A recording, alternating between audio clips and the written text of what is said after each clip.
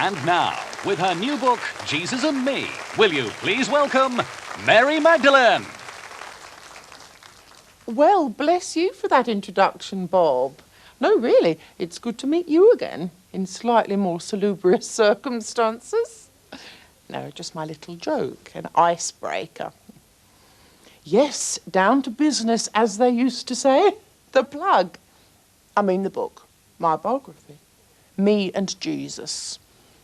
I know it's a bit of a bland title. I wanted to call it "'Tis a Pity She's a Whore," but the publisher said something about it having been done already. Well, yes, it has suffered a bit of panning from the critics. The face to launch 1,000 dredgers and all that. Yes, I agree, Mandy Rice Davies was very unkind in the mail, all things considered. But I just felt this need to share what had happened to me, to give my account of things. So much has been written which was just so untrue about our relationship and his work, and I thought it was time to set the record straight for history. Well, Jesus Christ Superstar was generally favourable, I suppose, yes, but Tim Rice and Andrew Lloyd Webber are not quite Albione, are they? And to be honest, and I know you're a very sincere person, Bob, would you want to be played by Petulia Clark? I suppose, given the choice, someone like Juliet Stevenson, someone who gives off integrity, although that doesn't come cheap, does it? But it was so coy and wide-eyed. I don't know how to love him. Goo, goo, goo. I'm still waiting for someone to explain that line about he's just a man and I've had so many men before in oh so many ways. I mean, how many ways are there? Well, his mother and I never got on, so I wasn't too surprised at what she said about me in her book, Every Mother's Son. I mean, even 30 years ago, I certainly wasn't every mother's dream for her son. Less your Julie Andrews than your Ursula Andress. And I think there has been a certain tendency, since his death, by the people who now run the church, to play me off against his mother as two extremes, the virgin and the whore. I don't think I'm exaggerating. Some extraordinary things have been said about her, like she had her baby without ever having sex, and some very cruel things have been said about me. She's been made, mainly by men, with all due respect to your good self, Bob, into a plaster saint, all rosary beads and winsette, and I've ended up the stereotypical tart with a heart, Lindy St. Clair without the whip. It's as if men imagine there are only two types of women. They aspire to one and pay for the other. So what? Yes, I was once a prostitute. I've made no secret of it. Though it wasn't as if I went down to the careers office and said, I've got 2 GCSEs and I want to go on the game, any vacancies. I didn't have much choice, really. I mean, if you grow up in a children's home in Lambeth, leave school at 16 without a parent to guide you and no hope of a job, it's hardly surprising that you fall in with what his mother would call a bad crowd.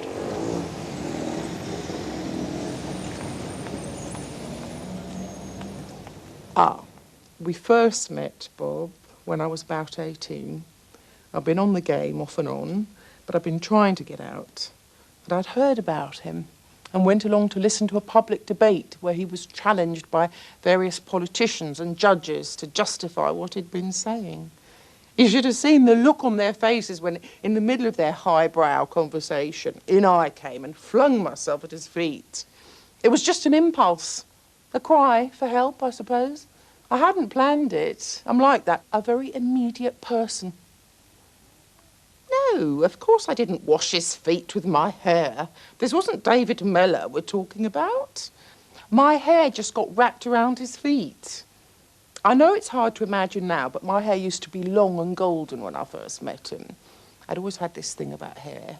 When I was young, all I wanted to be was in Pan's People and shake my hair like Babs while I danced to Amen Corner. I used to practice in my bedroom. Yes, well, the tabloids would say that, wouldn't they? They see sex everywhere. But I've been living like a nun for years now. Mother Teresa has nothing over me.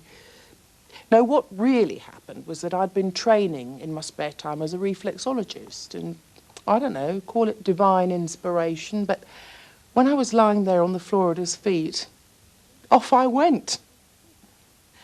Yes, that was the start, Bob. It certainly made an impression on him, and I don't just mean the soles of his feet. No, seriously, though, I gave up everything and joined up with his followers. Not that I had much to give up. There were other women among them too, though they tend to be overlooked now. But he and I developed a special bond. I think he felt that to be seen in public with me demonstrated the sincerity of his claim not to judge people, that his promise of life everlasting was for everyone, regardless of what they'd done. Everyone expected him to surround himself with people who were whiter than white, but that wasn't the point. I realise now that I was in love with him, but I'm not sure if I knew at the time. All I remember is knowing that someone cared for me longer than it took them to use me. That was a first. He told me I was no better or no worse than anyone else. That was another. He made me feel worth more than a crumpled tenner. When he touched me, it was as if all the negative things were cast out. The demons of my past couldn't haunt me anymore.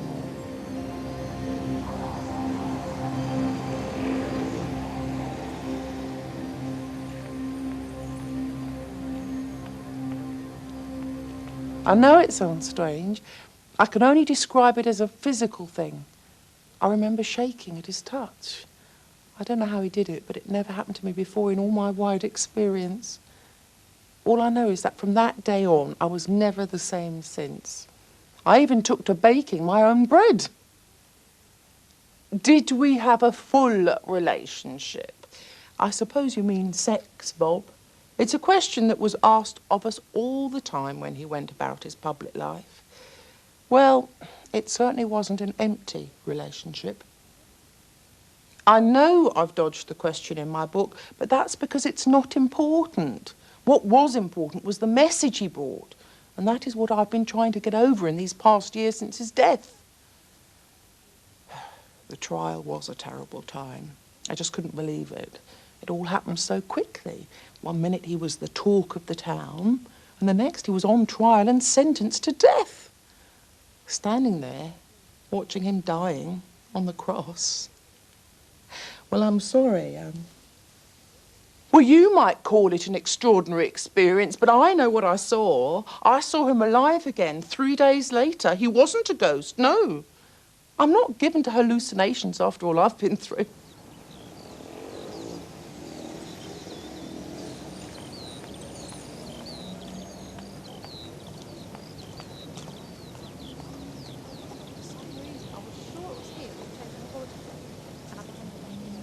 I'd gone to his grave with some of the other apostles, just to put flowers and to feel close to him.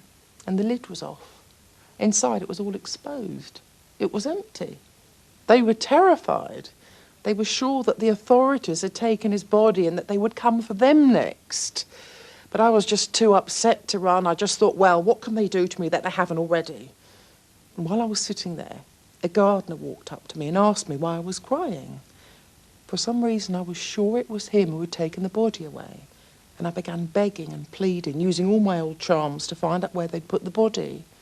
And then this man simply said, Mary. And I knew it was him. Yes, that's exactly what I'm saying. I believe that Jesus rose from the dead, that he was the Son of God. In a sense, and I know this makes Peter and some of the others angry, I have this sense of mission that I was the first apostle. It came to me first. It was only later that I took him to the apostles. But like most men, it was Peter who stamped his foot and insisted on being the first pope. The men took charge and left me a mere woman on the margins. At first we were a double act, but the truth is that we never really got on.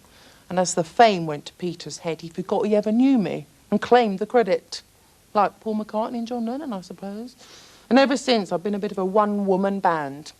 A woman possessed, David Icke called me in his review this week. But of course it's been worth it, Bob, to have known him like that. It's quite special, isn't it?